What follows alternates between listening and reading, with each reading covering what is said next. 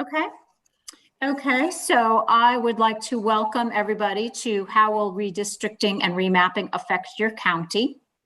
Brought to you by the League of Women Voters of Calvert County and Calvert Library. Feel free to post questions in the Q&A, and when the panelist is finished, they will address those questions. The chat is available also, but if you could post any questions in the Q&A, that would work a little bit better, but you are welcome to use the chat for corresponding. And of course, please use appropriate language. That's about it. I would like to introduce J.C. Hooker, President of the League of Women Voters of Calvert County, and she will introduce the panelists. Thank you, Jennifer. Welcome. I want to welcome everyone that's here tonight for coming out to find out more about redistricting and remapping. We have two great people here, Beth Humpnell, which is our state, from our state league, and she's a former president of Howard County. Did I get that right?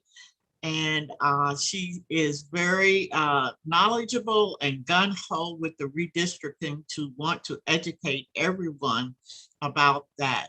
And then we have Mr. Fred McBride, the mapping person. That's going to take us to the second step of what redistricting is all about and how does it affect the mapping. And I'm sure that you all will be delighted this evening with the presentation that they're going to give us. And at this time, I'm going to turn it over to Beth. And then when Beth finishes, if you have questions, please put them in the question and answer box. And then we'll answer them. And then we will go to Fred and giving him his opportunity to do his presentation. Then put your questions in the question and answer box. Thank you all for coming out this evening. And Beth, I'm going to turn it over to you now. Thank you, JC.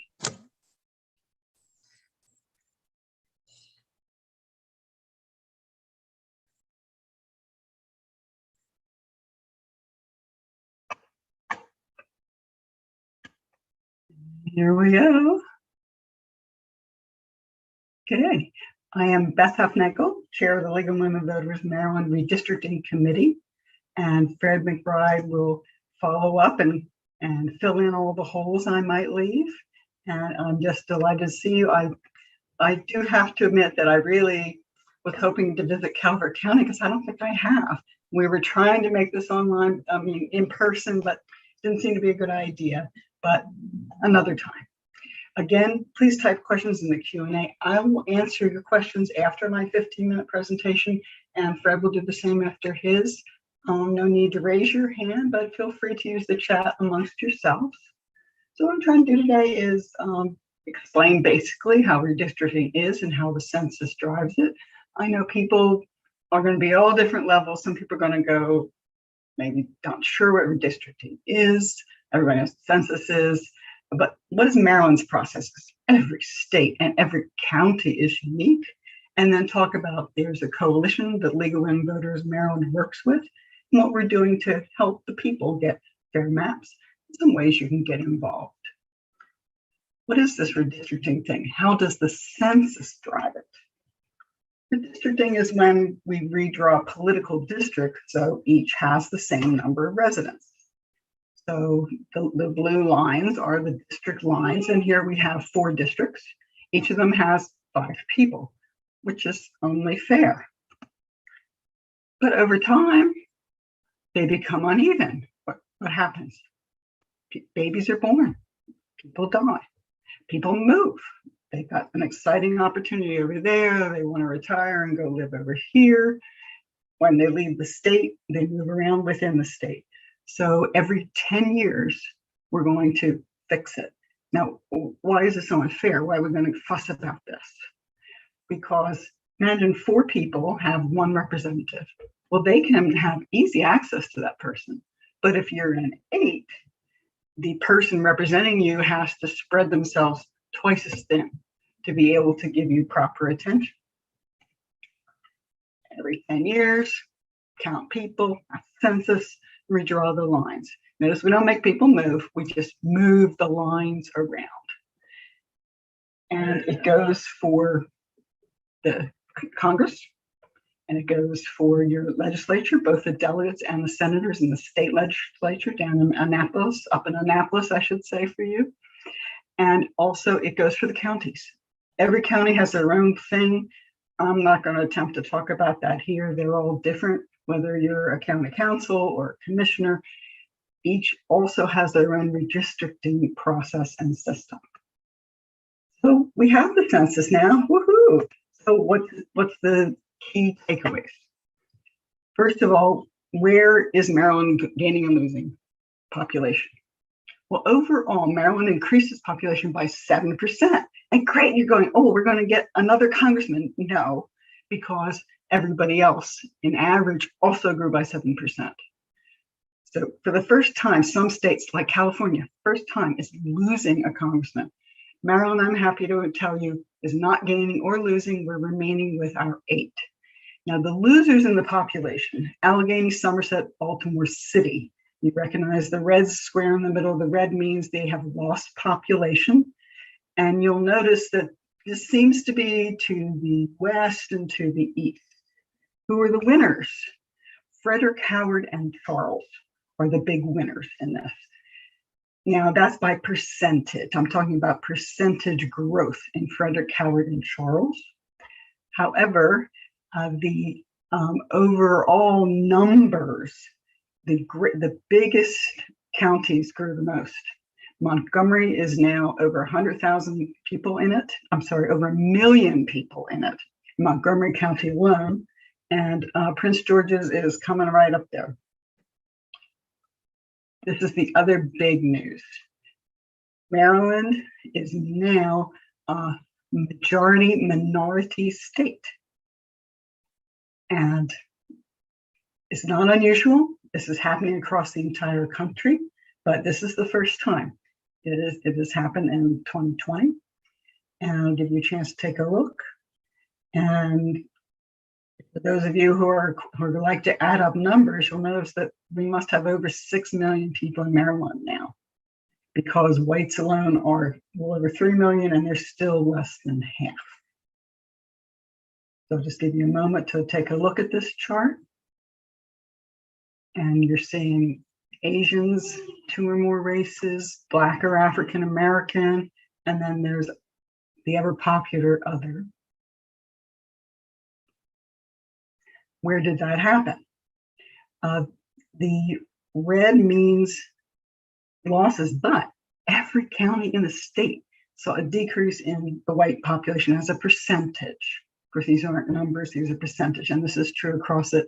And again, you'll notice that the ones that are in the darker, the red, are having fewer white people as a percentage. Doesn't mean they all left. It could mean that more people of color came in.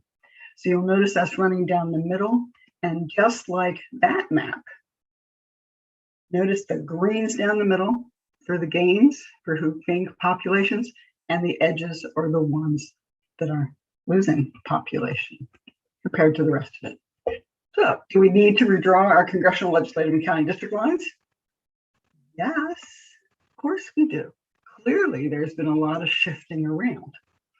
Now, we haven't seen any of the official maps yet. I actually haven't seen any maps yet using the new census data. Good reason for that, because Maryland needs to adjust it for incarcerated people. We don't have that yet. I think we're going to get that soon, but not yet. So I'm going to talk about what happened in 2010, because that we do know. In the 2011, of course, 10 years ago, 174,000 Marylanders needed to have their districts changed. Again, we'll make people move. We moved the lines. How many were actually moved? So do you think it was A, B, C, or D? Hold up the fingers, don't cheat. You know I can't see you. So make a choice.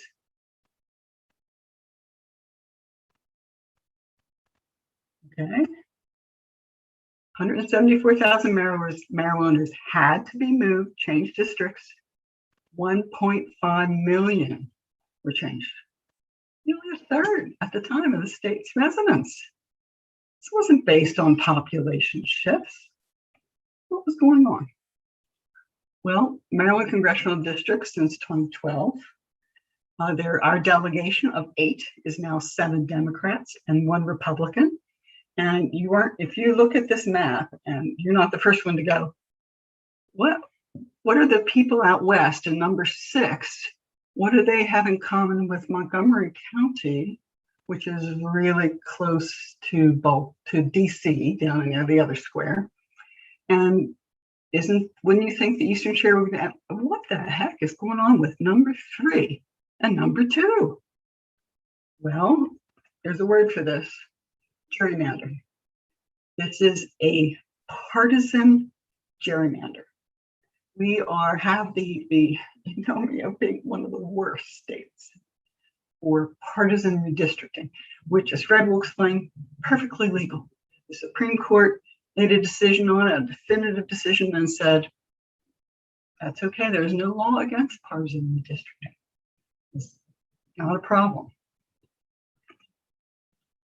So how does this all impact you? 2-step process. First, you get reapportionment. Now, this is the big country. This is the big picture. So reapportionment is distribution of the seats based on total population in the whole country. And this, I'm sure there's lawsuits, there always is, over who loses a congressperson, like California, who gains a congressperson. Texas got a few. And how was that decided? How was that split up? By the Census Department. The Census Bureau does this work. So that's already been done. That was done for a while ago. And now we have the tough part, actually going down. The smaller you get, the more difficult it is. So 50 states, not too bad. By state, inside the state, election districts, county districts, it gets more and more difficult to do that. So here's a little timeline for when this happens. We already got the apportionment data in April 30th. The raw data was released a little early, actually, by the Census Bureau on August the 12th. Got a good head start on that. And then you'll notice that one thing is it is unfair to our elected officials is they have a February 22nd candidate filing. They don't even know which district they're going to be in, and they have to file. So this is really unfair to our elected people. Now, Maryland census numbers adjusted for incarcerated people. We're hearing September 2nd, coming soon. And then there probably is going to be a special congressional session for the congressional maps. So everybody will head down to Annapolis and make a decision on the congressional maps. And then the state maps will come in January for the legislature. So what do we got to do? You ever hear anything about redistricting for the senators because they're at large? 2 of them are picked. The whole state, there is no district lines. Easy peasy. For the congressional districts, 8 congressional districts. See, redistricting isn't that hard. Oh yeah, then we hit the legislature. 47 Senate districts. And then they have 3 delegates per senator. And they must nest within the senator's district. And sometimes you have all 3 delegates elected at large. Sometimes you have 1 in 1 district for the delegate and 2 at large in the other 2 districts, or it can be 3 different districts. The Constitution permits that. And this is a very unusual situation. Only 4 other states are this flexible, if I may say, about this. How about county and city districts? 1 city, 23 counties, all individual, all doing their own thing. And I'm not going to talk about Calvert, but you're free to. I'm sure they have a redistricting for commissions, and I'm sure it has a website to look up. Out of curiosity, can you name your state delegate and senator? No grading, no cheating. Well, I've asked this question before, and the answer is often not half the people say yes, they're aware. People say, they'd have to look it up, and I gave you a website in case You really do not know who your state senator and delegates are. One negative of having like communities split, Calvert County split. Howard County has 3 congressmen. It's like, whose district am I in? It's confusing. Anytime you get confusion over what district you're in, that is a form of voter suppression. So what's happening here? What's happening here? 2021, we have 2 dueling commissions, one by the Republican governor, and he selected 3 co-chairs, and they selected 6 more commissioners from a number of applicants. So the split is 3 Democrats, 3 Republicans, 3 unaligned people, meaning they were not registered Democrat or Republican over the preceding years. This is multi-partisan. It is not independent because the whole process was kicked off by the governor's appointment. Not drawn by insiders, but notice it's advisory. So they're going to make suggestions to the governor. The governor will make suggestions to the legislature. Speaking of the legislature, the president and the speaker have created a bipartisan legislative redistricting advisory commission. As we're down from multi to bi. 4 elected Maryland General Assembly Democrats, the 2 elected Maryland General Assembly Republican leaders, and a nonpartisan Mr. Arrow as the chair. This is drawn by insiders, and they will have, of course, the vote. But again, advisory. Notice that. The league, anyone could also produce maps, and the Maryland Citizens Redistricting Commission, the one by the governor, is happy to take them. Is happy to take them, look at them, and they have a portal that you can put them into when the final Maryland data is out. So they have to be based on the final Maryland data, which should be coming up within the next 2 weeks. And again, any of those are only advisor, they're nonpartisan, but we're just making suggestions to the commissions. And I do hope the legislative redistricting also will take a look at these maps. So if you have a question, please type it in the Q&A, or if you haven't already, and then I'm going to take a look at the Q&A. I hope. Here it is. And see what we got. And all I have is a yes. So I can answer that one. Thank you. Appreciate it. And I'm going to just give you a moment. I'm just going to pause and let you think about anything else that you would like to ask.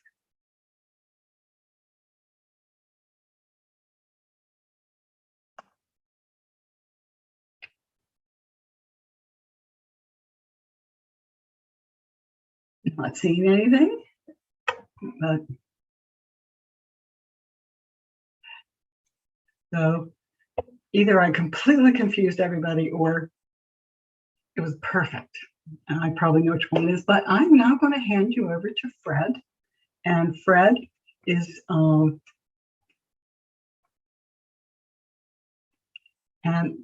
going to talk more about actual mapping.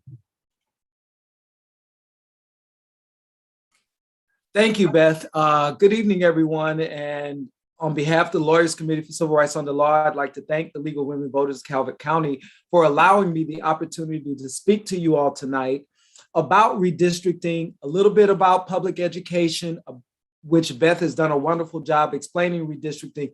I'm going to focus a little bit more on maps and the mapping process and what that means for you going forward. So again, my name is Fred McBride. I'm the Redistricting and Voting Rights Policy Specialist at the Lawyers Committee for Civil Rights Under Law. The Lawyers Committee for Civil Rights Under Law is a civil rights organization founded in 1963 at the request of John F. Kennedy to enlist the private bar to assist in the civil rights struggles encountered by people of color. It was started in 1963 dealing with those issues, and here it is, 2021, and we continue to deal with those same issues. I have spent the last 23 years involved in voting rights, and more importantly, or more specifically, I should say, redistricting. This will be my 3rd redistricting cycle. I draw maps, I run statistical measures to make sure that we have a case that lawyers can bring on behalf of the Voting Rights Act.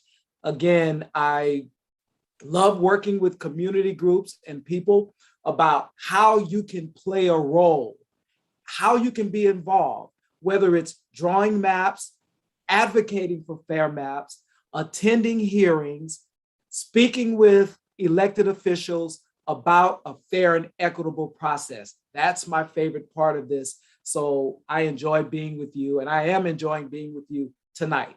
But enough about me. Let's talk about maps and your involvement in maps. Give me a moment. I am going to share my screen here, and everyone should see this titled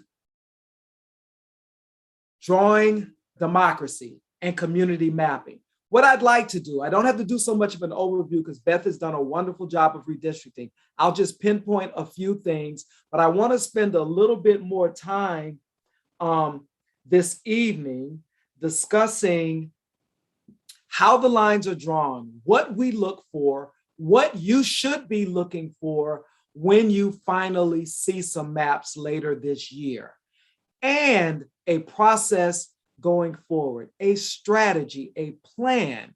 Whether your plan is about maps, whether it's just about public education, or whether you're an attorney and you're waiting for the lawsuits. All three are intertwined and they work together. Because even if you're only interested in the legal parts of this and suing jurisdictions over what you deem unfair plans, you still need to know, was the community involved? Were they taught about redistricting? Were they urged to attend hearings and speak on their communities, their maps, the last redistricting session, and what they'd like to see? That's all important. So it's going to be very important for organizations, local groups, citizens, voters. Decide where you want to be in this, but certainly play a role. But again, I'm going to focus a little bit or a lot more about the maps. Now, again, Beth has done a wonderful job, but I do want to make this distinction. I always do this, the distinction between reapportionment and redistricting.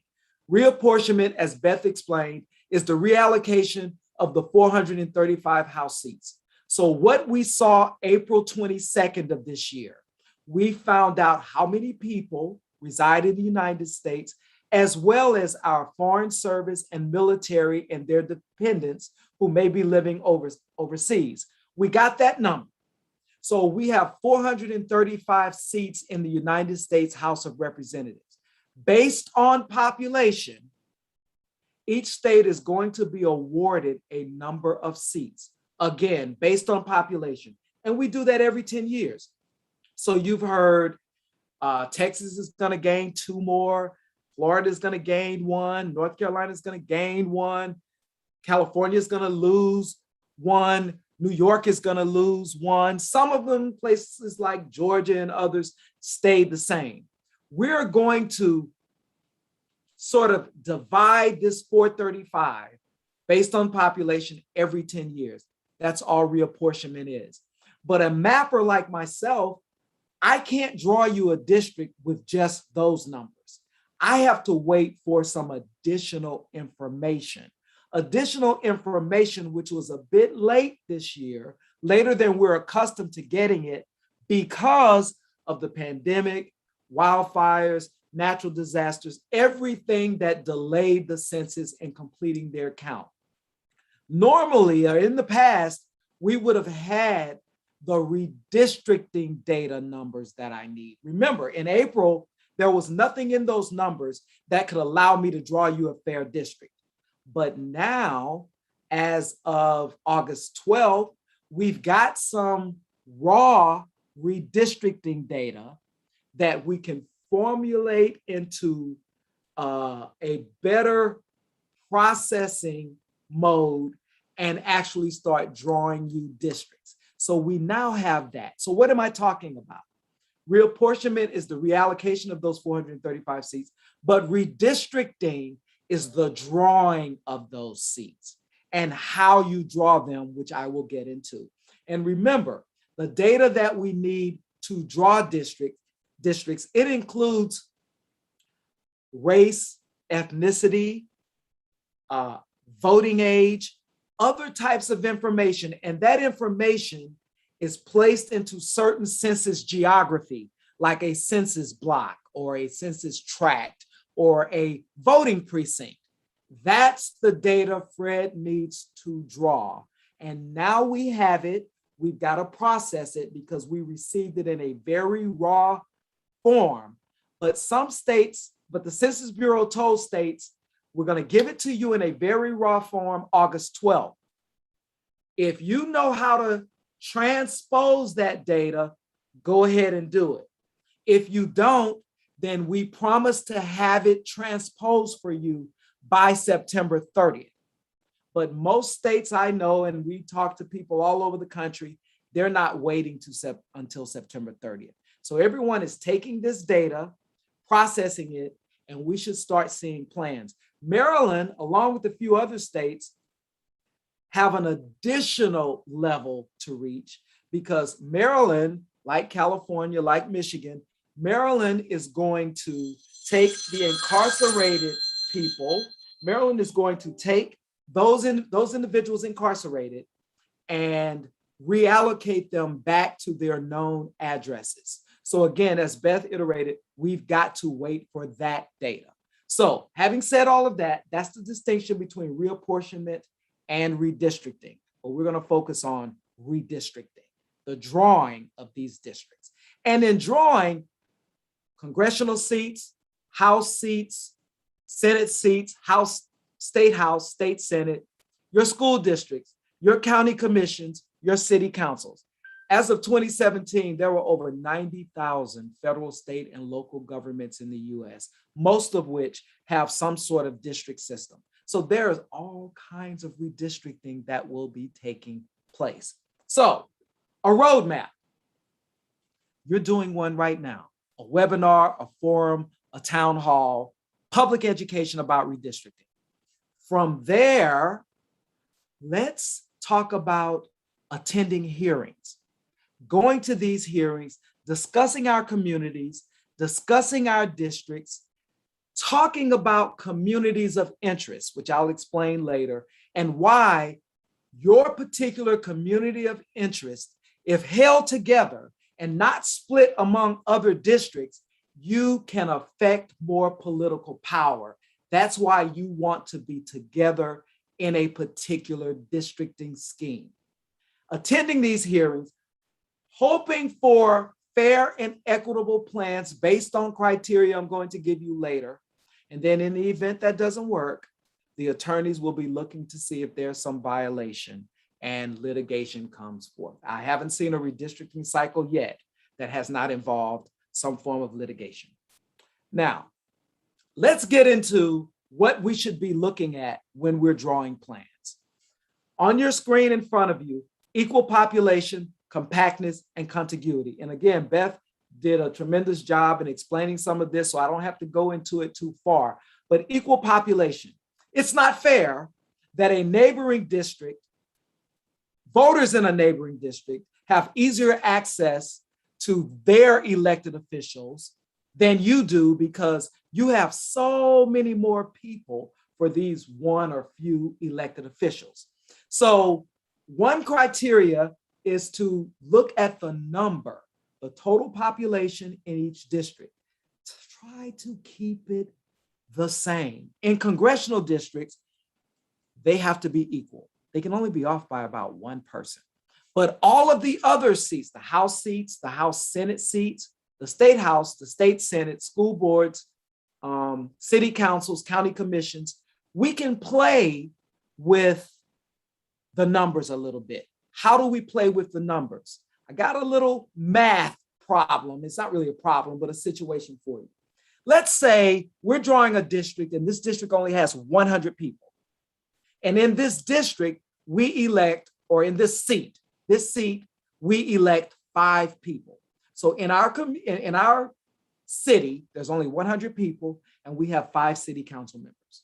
So we're going to draw 5 districts. If there are only 100 people, what would be the ideal district size that every district needs to be in order to satisfy equal population? 20. If there's only 5 seats and there are only 100 people, 20 times 5 is 100. So 20 would be our ideal district size. So the great thing would be to go and draw districts, 5 districts with 20 people each. But it doesn't necessarily work that way because there are other issues we have to take into account. So what if District 1 has the perfect 20, but District 2 has 25, which is 5 over the ideal district size, and District 3 has 18 below the ideal district size? That's referred to as deviation. So what we do, and I promise I won't get too complicated here, what we do is we take the difference from the ideal district size and divide it by that ideal district size, and we have something to your right called a deviation. What we have to consider for all districts other than congressional districts, remember, congressional districts have to be perfect. What we have to consider is 5% above or below that ideal district size.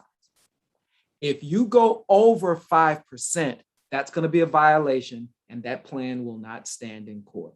So we've got to be below 5% each district. So while we're taking into account race and ethnicity, political geography, like keeping cities whole, communities of interest, keeping them together, we factor all of this in our head, but we've always got to keep our eye on the deviation and the numbers. So that's kind of a long way around going equal population, but I wanted to share it with you because it confuses people when you start using terms like deviation and ideal district size. Just know, in every districting scheme other than congressional districts, you can play with the numbers a little bit as long as you're below 5% or no more than above 5%. You can play with that. So that's equal population. And that's a pretty important criteria because, again, as it was alluded to earlier and stated, you don't want someone to have better access in another district that's better drawn. And here you are having unequal and a fettered process to try to get to your elected official. So equal population. Compactness refers to shape. The most compact figure is a circle, but we don't draw circles. So it's nice when we see nice squares and rectangles. When you start seeing appendages, when you start seeing snake-like figures, and you can make animals or cartoon caricatures, you have to ask yourself, what was the mapper doing?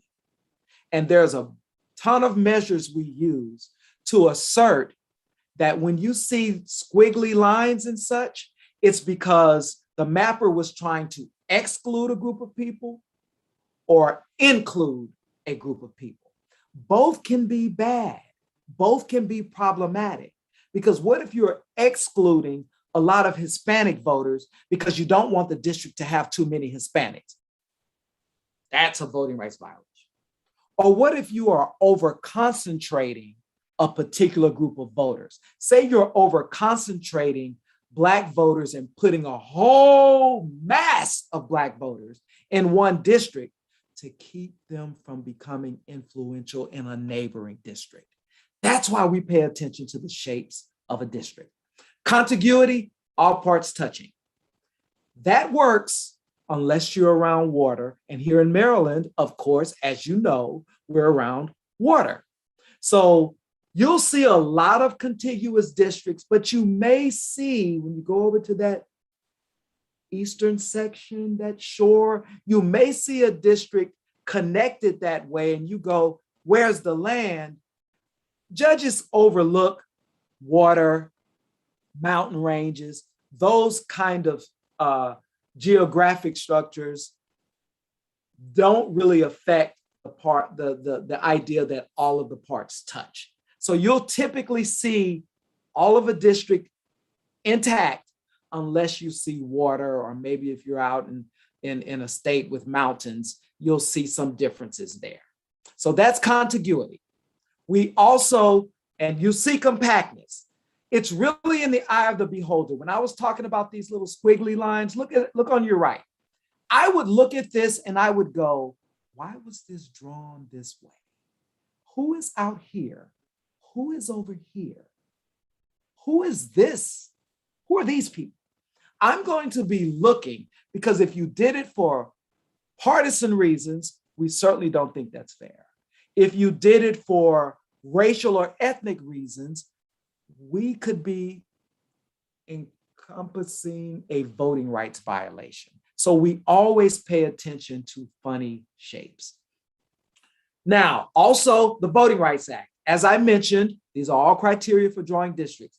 You cannot draw districts that violate a race or ethnic group's ability to elect a candidate of choice. So when you do things to try to exclude voters or over-concentrate certain voters, we're talking about a voting rights violation, because what you're doing is affecting this group's ability to elect a candidate of choice. Communities of interest. I promise you're in one. No one knows your community better than you. Walk around. Who are the people that live where you live? Do you all have similar occupations? Do you work at the same plant? Do many of you all have the same kinds of interests, environmental interests, or even some cultural interests? Maybe everybody that lives on this side of the city all attended that high school, and they love that high school because it wins the national championship every year. And that's a unifying force in that community. That's what a community of interest is, a group of people that have a shared interest or passion.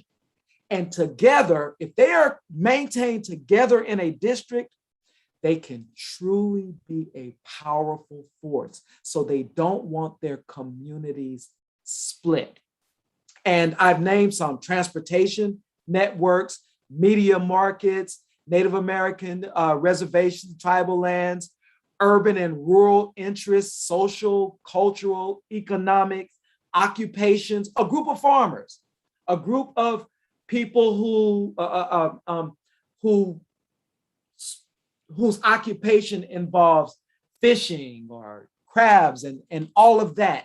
That's a shared interest. And together, they can have a stronger voice. So they want to be kept together. That's a community of interest. And when we're drawing, we try to maintain cities. Like if I'm drawing a congressional district, I hope I don't have to split a bunch of cities. I hope I don't split a bunch of voting precincts. I hope I don't split a bunch of counties. You consider these political subdivisions when you're drawing. Now, states have guidelines. As was mentioned, here in Maryland, your state House seats are nested in a state Senate seat. That's not in every state. Matter of fact, I haven't seen it in many others. That's not in every state. So a lot of states have other guidelines added to the redistricting criteria that I just mentioned. When you want to know the specifics, you can, of course, go to Maryland's website. I have another resource here all about redistricting and the National Conference of State Legislatures. You can see what the criteria is that mappers have to consider when they're drawing in those particular states. Every state is different.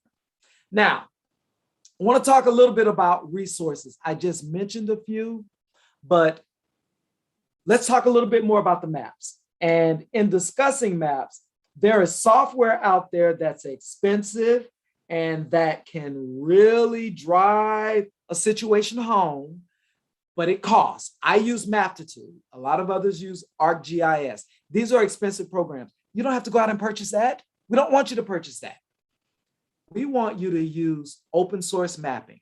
Download it on your computer. It's free of charge. Districter is the one that we use heavily and the one that we use in communities to teach about redistricting. It is free.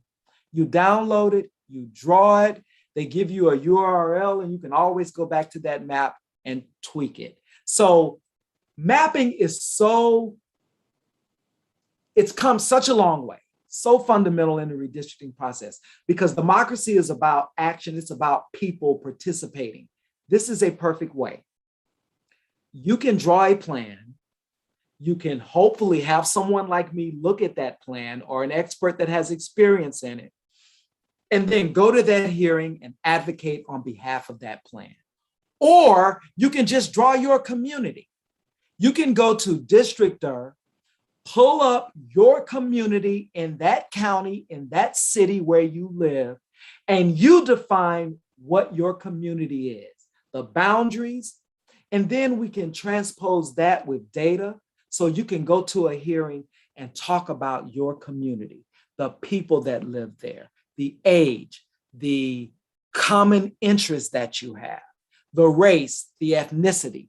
All of that is available and is at your hand, at your fingertips. You don't have to leave your house. And it's free. I'm going to keep emphasizing that. It's free. So those are open source mapping programs. And then if you want to get a lot more technical, there's a site called the Redistricting Data Hub where you can pull census geography and data. You live, and what I'm showing you now is called a geographic spine. But a lot of it you may know, but you live in a census block. Walk outside your home, walk a block up the street. Make that block, make a right. Walk one block, make another right. Another block, make another right. Come back to that point of origin, and that's a census block. Now, that census block in Manhattan might look a little different than that census block in your neighborhood, but that is a block filled with people of all different types of race and ethnicity and age and interests. These are the building blocks that we use to draw districts. That's a census block. It's a block group. If you add the neighboring blocks around there, about 2 or 3 more neighboring blocks, that's the block group. Take that block group, but stay within that county, get to about 4,000 or 5,000 people, that's a census tract. So we're finding out more about that county and a little bit more about the people. All of you know what a voting district is. That is a precinct. So all these little squares and figures you see in front of you, those are voting precincts. Everyone that lives in that voting precinct votes for the same candidates. So you heard me mention earlier, when I'm drawing local districts, I do my best, if I can, to not split precincts, because you don't want one precinct, all the voters in this precinct, but it's split between a district. So the voters on the west side vote for different candidates than the voters on the east side. You try to avoid that, but sometimes it's not possible. But you try to avoid that. That's all of this is the census geography that we use to build the maps. So we go into this in a lot more detail when we're teaching mapping, but I just wanted to run it by you so you would see. You see districts drawn right here. You see the voting precincts that were used to comprise these districts. And that was done by students at Towson and Hood College. Once you draw a map, you get this population summary, the population, people in that district, the deviation, remember I told you what deviation was, the race and ethnicity, you get all of this when you draw a district. Now, this again was districts drawn by the Towson University and Hood College students in a mapping program I did with 2 political science professors there. And these students they drew the 14 districts in Baltimore's plan. Very proud of them. So you too can draw districts. We just ask that you work with a group, work with us so we can look and make sure we dotted every I and crossed every T. And we got a lot of information that we need to share. We don't want you to just draw a district and draw a plan and just go out there and advocate it, because you might have something not right about it. And if it's not right and you place it in that portal and they see an outright violation, they're just going to dismiss it. So we want you to check with that. Again, I mentioned community of interest mapping. That's when you can come in. You don't have to draw a whole plan the way those students did for Baltimore. You can just come in and draw your community and then go to a hearing and talk about your community. Present public testimony about your community and why you don't want to be split. Now, again, get a strategy, public education, mapping, or legal. Get a plan, attend those hearings, speak about your community, and really speak to what democracy is, people and power. I'm going to stop there and hand it back over. I'm going to stop sharing my screen. I'll look to see if we have any questions and hand it back over to the MC for tonight's presentation.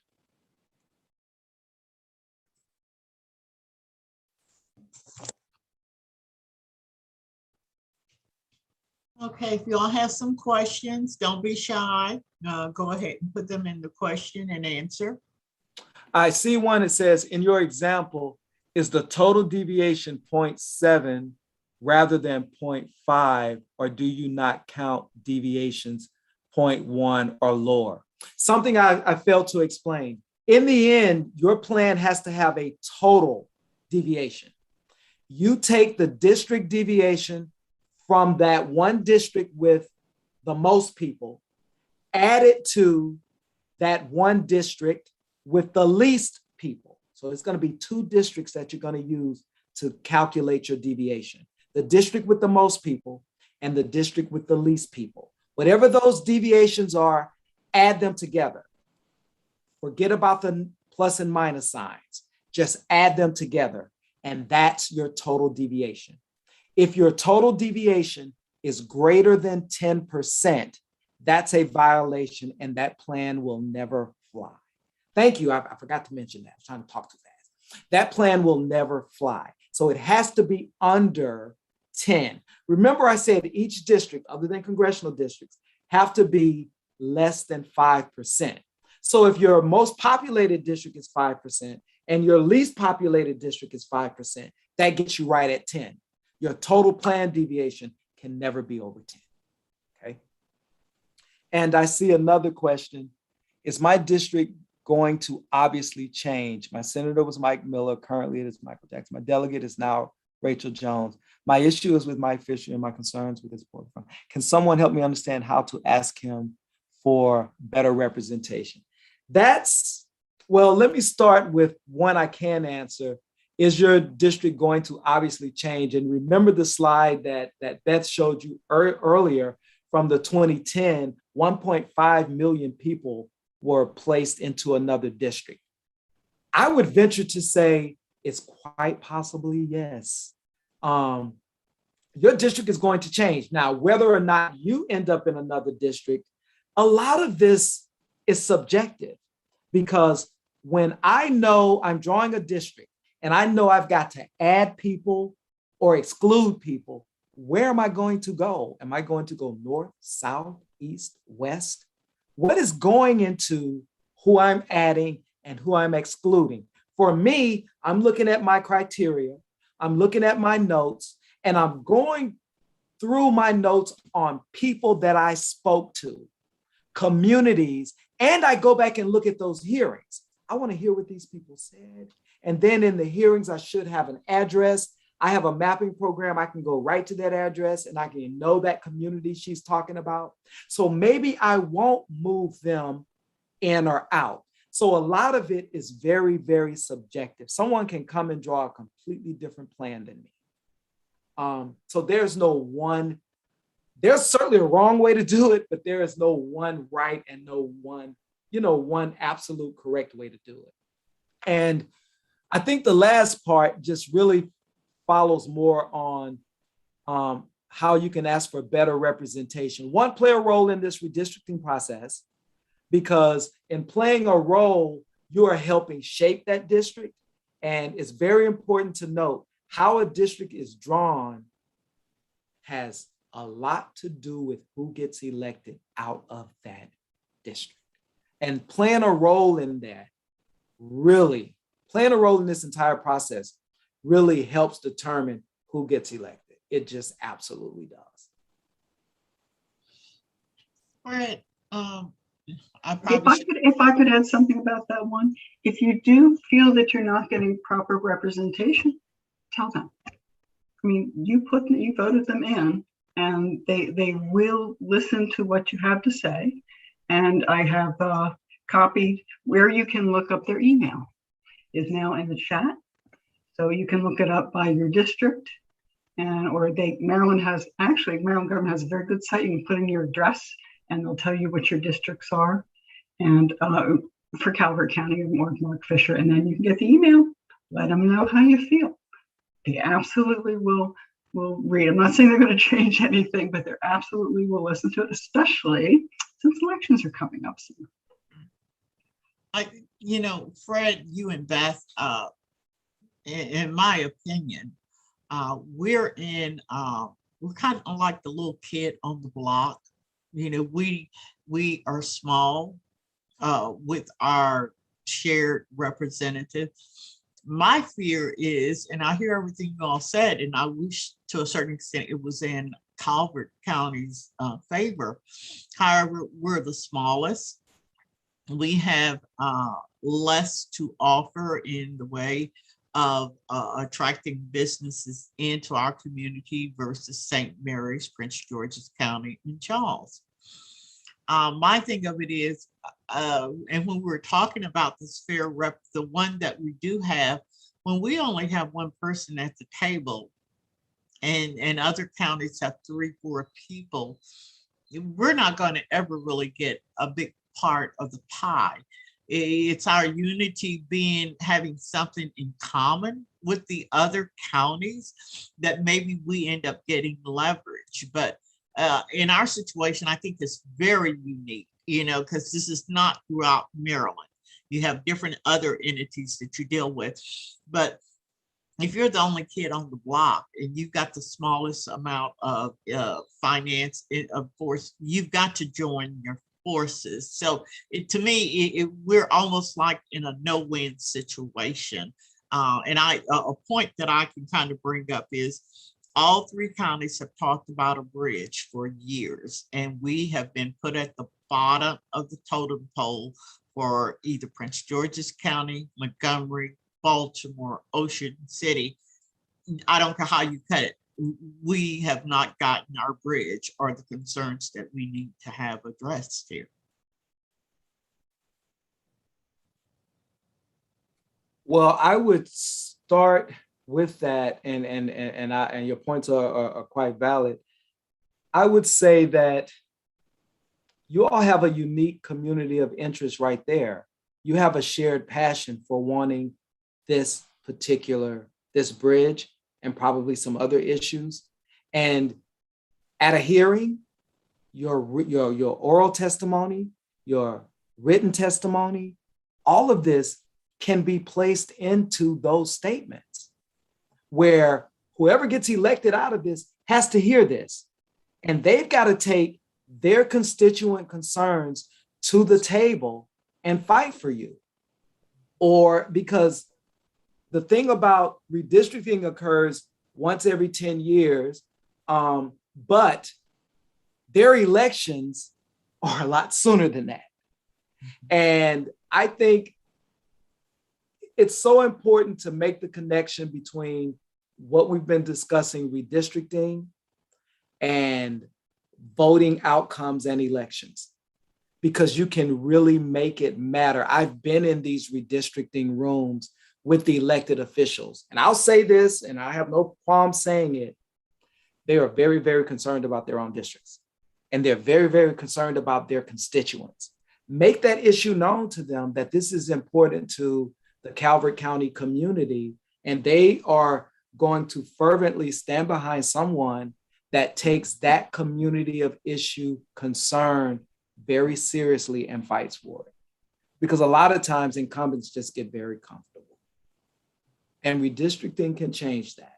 Maybe good, maybe bad, but that's my little 2 cents there. As a political scientist, not really redistricting. Thank you. Are there any other questions in the chat? I believe that's all. If there are no more questions, and I'm going to quickly check the chat for us as well. Would you like to give what's the next step? Or Beth, I wasn't able to pull up all of those dates, but we will have them on our website. I would like to give you both an opportunity to give us some motivation here in Calvert. And for those who, I want to thank some of the guests. We have some visitors from other parts of the state. And I want to thank you all for coming out this evening.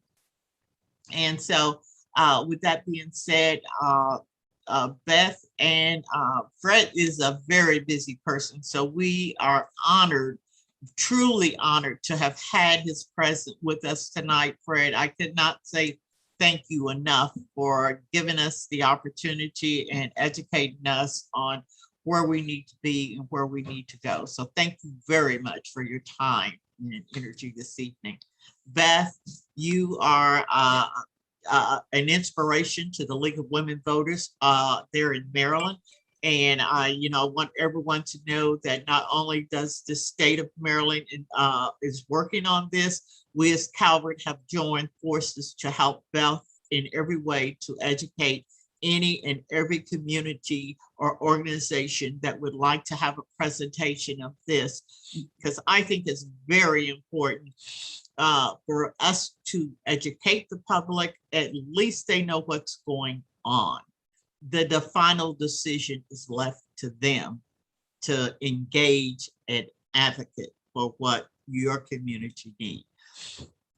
Fred, would you or Beth like to have some closing remarks for us? I'll start. I want to say again, thank you all for having me come out and speak to you about redistricting. I actually love doing this.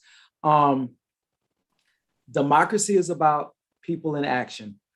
I'll age myself and tell you, I come from a period where we didn't find out what the maps were until we saw it in a newspaper. I came to Maryland from Atlanta, Georgia. And I remember the 1990 redistricting, telling you how old I am. I remember seeing what the map looked like because the AJC printed it. And we didn't really know that we could play a role in it. I was a grad student then. We didn't really know we could play a role. By 2000, we realized we could play a role. 2010, it got a little bit better. And here it is, 2020. I'm talking to you about going online and drawing a map and showing me your map that you've drawn. That's an incredible trajectory. And it's all about public participation. Districts aren't drawn for elected officials, they're drawn for voters. So have a voice in it and play a role. Go to that portal, go to those hearings, write testimony, work with an organization dealing with maps, and speak about your community. It's your voice. Just like you voted, play a role in this too. Thank you all for having me. Thank you too, Fred. I just want to comment that you might hear in the media, social media, where there's a lot about how the Democrats are going to win, Republicans are going to win, or vice versa. The talk needs to be about the voters. The people of Maryland need to be the winners. And that's you. So please, we've made suggestions, we've given you some websites. Please let the commissions know that you're interested and that you care. Thank you. Thank you, guys. And I want to thank Calvert County Library, Jen and Robin and Carrie and the whole staff. I want to thank Don and Adrian that have been here as backups. And I want to thank the League members and the residents of Calvert County. And I hope that we have enlightened some of you into a better understanding of what is remapping and what is redistricting. But the final thing, it's about you, the voter. You, the voter. This is a nonpartisan thing. We are here to make sure making democracy works. You all have a good evening. I thank you all for coming out. Have a safe evening and have a safe week. Thank you. Have a good evening. Goodbye. Thank you, Steve. Thank you, librarians. Thank you.